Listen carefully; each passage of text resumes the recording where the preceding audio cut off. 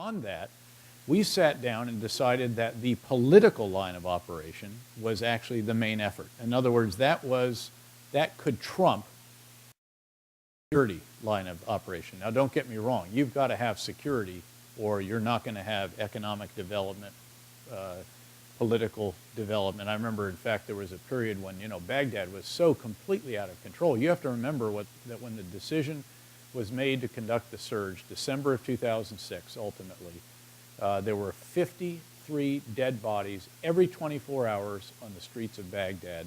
It was horrible. Average, 53 dead bodies just from sectarian violence. There were some from other categories of violence. And then we would have people call us and ask us when they were going to pass legislation, and I'd say, hey, they're just trying to survive. So you had to drive down the level of violence.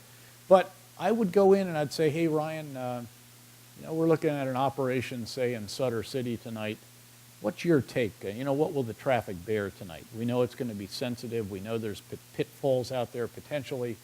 What do you think? And occasionally he'd come back and say, you might want to go sit under a tree until that thought passes, Dave.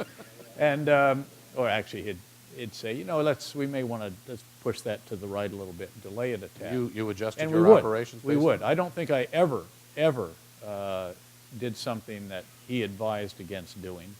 And there was deference in both directions. I mean, the September 2007 testimony originally was not going to be the two of us. There was a period, I went back actually and did one that was behind closed doors.